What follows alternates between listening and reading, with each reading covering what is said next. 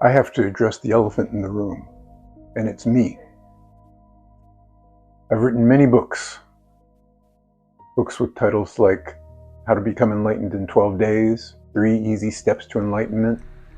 Books full of practices. Do this, then this, then this.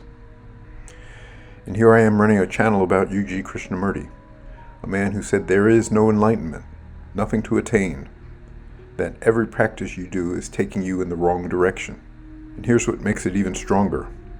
I didn't write those how-to books as a seeker, trying to get somewhere. I wrote them more than 20 years after U.G. ended my search, from the far side. So how does the teacher who says there's nothing to do become the reason an awakened man turns around and writes books full of things to do? Either I'm a fraud, or there's something here that resolves it. There is, and it's the most honest thing I can tell you about this whole path. Let's get into it. U.G. is merciless about effort. Listen. All your meditations, all your prayer, all that you do is self-centered. It is strengthening the self, so it is taking you in the opposite direction. And there is no such thing as enlightenment at all. Think about what that does to every spiritual to-do list ever written, including mine. If there's nothing to attain, then every technique to attain it is theater. And worse, the very doer of the practice, the me sitting down to meditate its way to freedom, is the exact illusion you were trying to see through.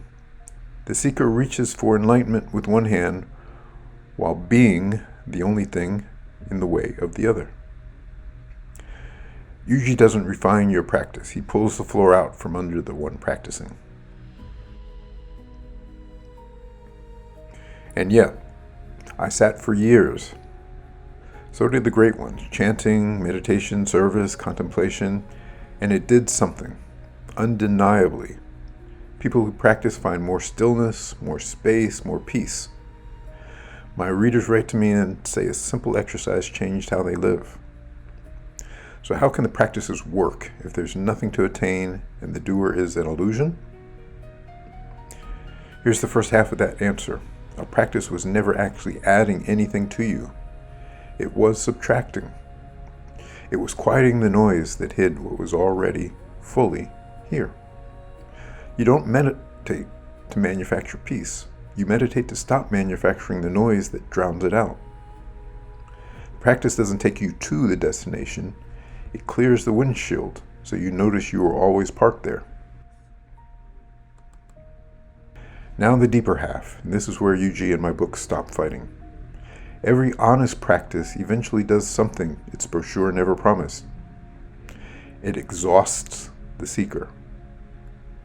You meditate, you chant, you chase, you glimpse, you lose it, you chase again for years, until one day the whole project of seeking simply collapses under its own weight. Not because you succeeded, but because you finally ran out of road. The traditions have a name for this. They say you become ripe, and a ripe fruit doesn't need more effort. It needs one last touch, and it falls. And that's exactly where U.G. comes in.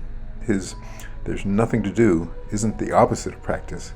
It's the match you can only light after all the practice has dried the kindling. To a beginner, there's nothing to do is just a clever idea. To a seeker who has done everything and hit the wall, there's nothing to do is the wall finally coming down. So the contradiction dissolves like this. Practices ripen you. U.G. picks the fruit. The doing wears out the doer, and when the doer is worn out, the nothing to do is suddenly, obviously, true. My books and U.G. aren't on opposite sides. They're the first and last pages of the same story. Let me tell you how I know, because I lived this exact contradiction. I practiced for years. Siddha meditation, the mantra, the meditation, Nisargadatta's words working on me. I did everything. And all that doing carried me right up to the edge of a cliff, I could not think or practice my way across. I was ripe and stuck there at the very edge. And here's how I say it now. Siddha Yoga and Nisargadatta walked me to the edge of that cliff. And then one ordinary afternoon I read U.G. Krishnamurti, the man who said, "Stop, there's nothing to get, no one to get it." The one teacher who handed me no practice at all. And U.G. pushed me off. The search ended in the falling, not because the practices failed, but because they had walked me to the very edge, and then there was nothing left to do but drop. So when people ask how I can write how-to books and love the man who says there's no how, this is my answer. You probably can't start where UG ends. Most of us need the practices first, to quiet the noise, to ripen the fruit, to wear out the seeker. And then, when you've done everything and you're standing at the wall, you need the voice that says, "Now drop even this." There was never anything to do. You're already what you were looking for. The doing got me to the door. Yuji told me the door was never locked. And here's the part that resolves the whole fraud question. I didn't write those practice books while I was still seeking. I wrote them 22 years later, after living on the far side of that door for 2 decades. Not to get anywhere myself, to hand the next person the kindling I'd already burned through.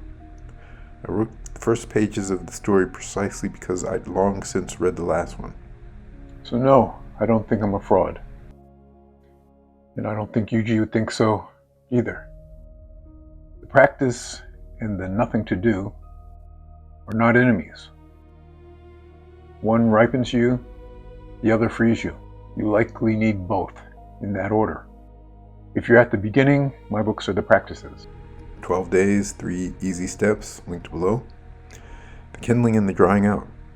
And if you're already at the wall, exhausted from seeking, then this whole channel in Yuji's merciless honesty might be your match.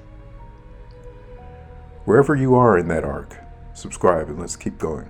And remember, the most useful thing you may ever do for your awakening is run completely out of things to do.